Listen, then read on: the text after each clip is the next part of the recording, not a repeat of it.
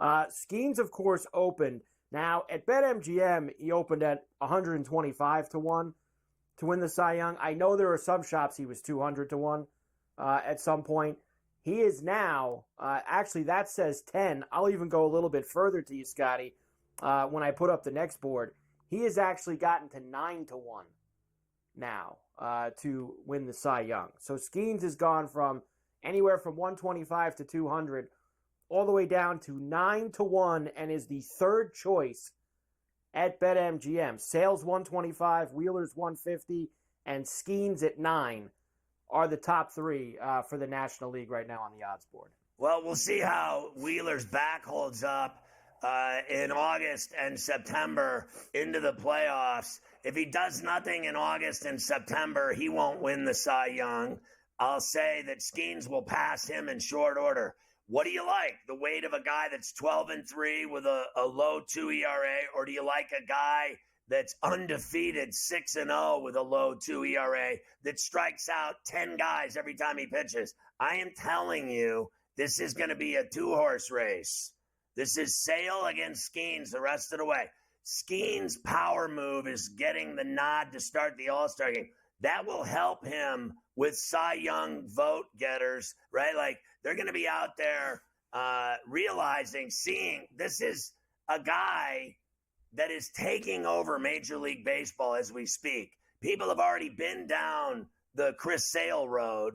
They've already seen this guy throwing televisions and, everything else, have all of his injuries. I think Sale's been unbelievable. I love betting on him. I hit him in Arizona the other night. I'll bet on him on Sunday. But I still feel, Mike, that Paul Skenes can not only, well, he'll win the Rookie of the Year. That's already over. But he can win, and he's already got the All-Star start. He can win the Cy Young if he keeps doing this. And I don't see why he can't keep doing it. You know why? Because he is a dominant stud pitcher, and they only come around once every, I'd say dozen years. A real dominant pitcher. I will tell you this. There is only one thing that can stop him, in my opinion, from winning the Cy Young. No, the lineup's got nothing to do with it. It's the organization, the Pirates. They are the only ones who will keep him from winning the Cy Young this year. I'll tell you right now, if he makes every start between now and the end of the season, he will win the Cy Young in the National League. If he is allowed to continue to pitch the rest of the year, and he makes all his starts all the way through September, he will win the award. I'll tell you that right now. Think they're going to pull him. My fear is we get to Labor Day, the Pirates fall to 7 or 8 back of the wild card, and the organization goes, it's been a great first year. We don't want to risk anything. We're going to shut him down for the rest of the year. That will cost him. If he pitches the whole year, he'll win. You're right. There's no doubt you're right. The problem I have with that type of thinking is they're 2.5 out of the last wild card right now. They were 4.5 out like 2 days ago. So they are in it. They are in it. And if you're going to go make moves and you're going to get a guy like Ward or whoever and you're going for it, then you got to pitch this guy every 5 days. You didn't draft him to stop playing baseball at Labor Day. He is an absolute monster. I see your thinking. I think you're probably right. That's what they're going to do. And I think that they'll rue the day they did it if they're still in it. If they're in it on Labor Day, a game or two out of the wild card, they got to keep going with him. Well, and I'll say this too. I could see them doing it even if they were still in the wild card race. You're a fan of that organization. You have been a Pirate fan. You have been a Pirate fan your entire life. You have rooted for that organization. Would it stun you if even if they were where they are right now, 2 or 3 back in the wild card, they got to September 1st and they organizationally got together and said, he's thrown more pitches than he's ever thrown in his whole life. We're not going to pitch him anymore this year. We're shutting him down. We'll see you in spring training in Bradenton. Would it stun you? No. Listen, it wouldn't. They were smart enough to draft him. Okay, so I am not going to sit here and everyone bashes Nutting and Cherington. That's all they ever do. They get bashed in Pittsburgh like no end. It's the same core of people that hate Mike Tomlin. Every time they lose a game, they want him fired. When they don't win in the playoffs, they want him fired. He's 1-1 in Super Bowls, right? He's never had a losing season. The Rooneys don't fire coaches that win. That's all there is to it. And, they haven't had playoff luck. It's easier said than done winning in the NFL playoffs. Carver High knows all about it with the Buffalo Bills, believe me you. My point is the Pirates get bashed, their ownership gets bashed, their GM gets bashed. They don't know what they're doing. Well, at least they drafted him. And I'll give them this. I don't think they're the smartest bunch of people I've ever been around in my life that I've ever seen or followed or watched or had to root for. But they got him. Now, for me, the key is don't screw it up. Don't F it up. So whatever it takes to keep this guy on the mound and his arm on his body, that's what I'm in favor of, including religious reasons. If we got to go light a candle every week, I'll do that too. Carver High, lastly, I just want to say, and I just said this to you in the break, I want to say it to the fans and viewers and listeners. This guy's so good, he's like having Roberto Clemente or Barry Bonds. When they had those guys, you have to understand they were out of this world, in terms of talent.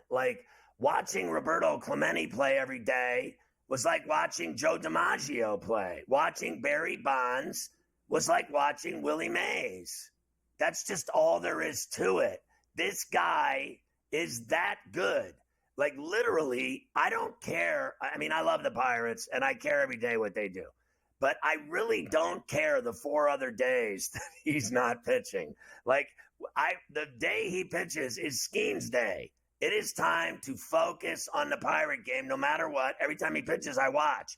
And when they play their other games, I care, but I don't care if I watch. You know what I mean? I'll watch it. I'll do other things, this and that. When that guy's pitching, I watch the entire game and watch him work his craft. He is like having, it's like having Whitey Ford. I mean, honestly, people can laugh all they want. This guy has come into Major League Baseball and utterly humiliated Major League hitters at every level. Every single game, every single team, every single batter. Doesn't matter who it is. He's made them all look bad. And that means he's great. He's one of a kind. He's been outstanding, that's for sure. All right, other All-Star notes. Simeon will start for Jose Altuve at second base at the All-Star game. That's because Altuve's not going to play.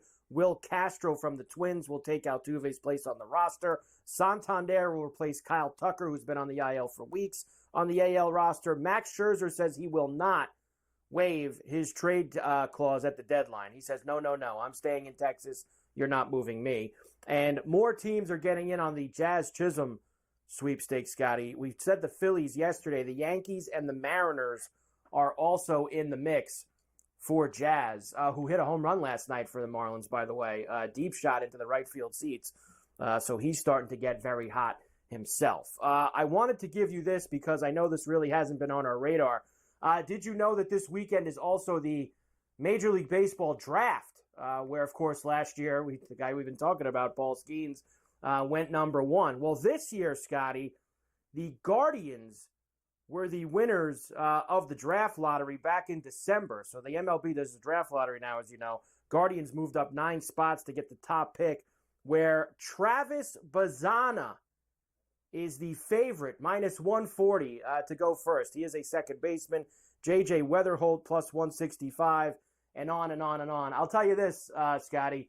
Last year, we knew weeks before the draft that Skeens was going to be the top pick, right? I mean, Skeens was, you knew. I just feel like this year, none of these guys have as much gas as some guys we've heard about in the past for the top pick. How about running out of gas on the side of the road? I've never heard of any of them, and that makes me a loser, and I'm okay with that. You knew the buildup for Skeens, what was going to happen. There is no such thing going on this year with the draft this weekend. In fact, literally, that's the first I've heard of it, that you told me the draft was this weekend. I mean, honestly, because all I care about is England and Spain, Argentina and Colombia. I had no clue that was happening. The only reason the NHL draft at the end of June was exciting at all was that it was at the Sphere. Other than that, no one would have cared about that either.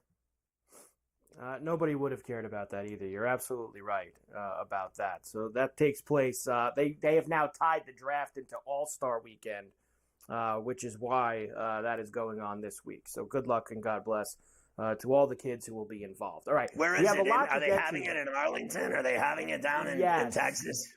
Yes, that's where they're having it. I guess some of the kids will show up and get the jersey. I guess the MLB is starting to do that.